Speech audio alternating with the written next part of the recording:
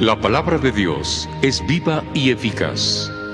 Escucha y medita el Evangelio de hoy con el Padre Ricardo López Díaz.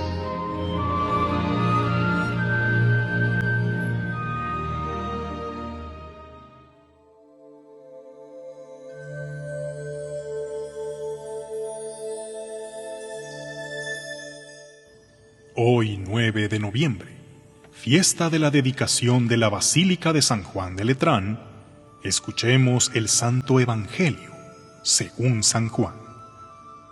Cuando se acercaba la Pascua de los judíos, Jesús llegó a Jerusalén y encontró en el templo a los vendedores de bueyes, ovejas y palomas, a los cambistas con sus mesas. Entonces hizo un látigo de cordeles y los echó del templo, con todo y sus ovejas y bueyes. A los cambistas les volcó las mesas y les tiró al suelo las monedas.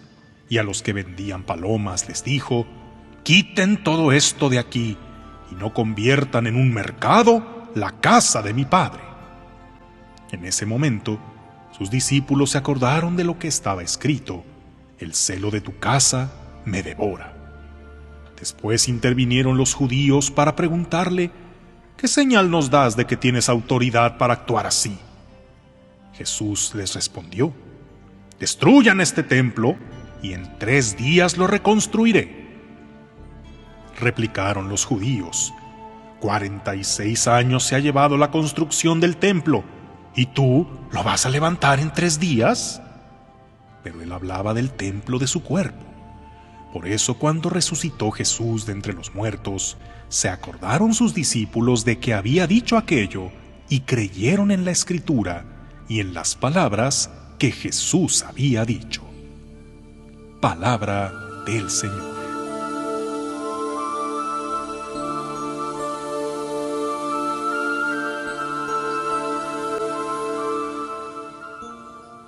La ciudad de Roma está llena de templos majestuosos e impresionantes. El más conocido, de mayor fama y dimensiones, desde luego, es la Basílica de San Pedro en el Vaticano. Pero el más antiguo de la cristiandad y de mayor importancia, por ser la catedral del Papa, es la Basílica de San Juan de Letrán. Ojo, hay personas que a cualquier templo grande lo llaman catedral, pero no, catedral solo hay una en cada diócesis, es decir, en cada porción territorial de la iglesia pastoreada por un obispo. Y la catedral es donde el obispo tiene su cátedra, es decir, la sede desde donde enseña la doctrina de Cristo. Y siendo el Papa el obispo de Roma y la Basílica de San Juan de Letrán la catedral de Roma, es de gran importancia porque ésta representa la unidad de los cristianos en torno a la enseñanza del Papa. Pero además de ser catedral, tiene el título de basílica. Basílica es un título que se otorga a algunos templos por su importancia histórica y espiritual. En Roma hay 4 basílicas mayores: la de San Pedro, San Pablo Extramuros, Santa María la Mayor y San Juan de Letrán. Otros templos importantes en el mundo que reciben la categoría de basílica son la de Guadalupe en México, la de Nuestra Señora de Luján en Argentina, de Chiquinquirá en Colombia, etc. Así como hay catedrales, basílicas, hay parroquias, que son porciones de territorio dentro de una diócesis bajo la jurisdicción de un párroco o señor cura.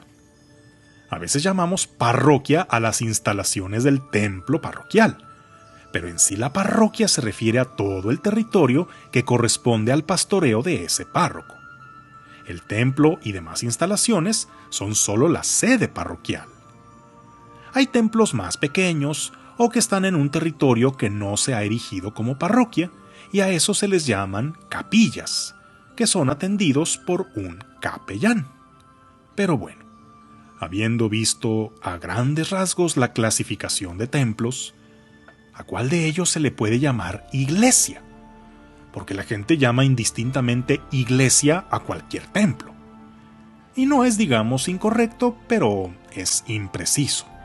Distingamos entre las iglesias o templos y la iglesia, con mayúscula, que se refiere a las personas, a las piedras vivas que forman esta comunidad, que son el cuerpo de Cristo en la tierra.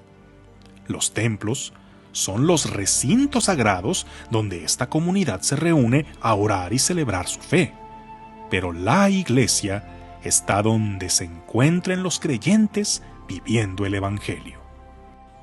A veces resulta triste ver comunidades que tienen por templo un modesto tejabán, con bastantes carencias materiales. Pero ¿sabes qué es más triste? Ver hermosos templos, incluso imponentes basílicas, repletos, pero solo de turistas, porque ahí ya no hay una comunidad que le dé vida. O peor, como está sucediendo sobre todo en algunos lugares de Europa, templos que pasan a convertirse en bibliotecas, restaurantes o incluso salones de fiesta, porque cayeron en el abandono. Se conservan como patrimonio histórico, como una joya arquitectónica, pero es un templo sin iglesia, sin alma, sin la comunidad que la hace vivir. Hay iglesias sin templo, pero son comunidades tan vivas y fervorosas que pronto lo tendrán. En cambio, un templo sin iglesia son solo edificios sin alma. No sé si tu parroquia tenga un templo chico, grande, bonito, moderno, antiguo o en construcción. Pero recuerda que tú eres templo vivo del Espíritu Santo y en unidad con los demás hermanos en la fe, construimos la iglesia dentro del templo y fuera de él. Que tengas un día lleno de bendiciones.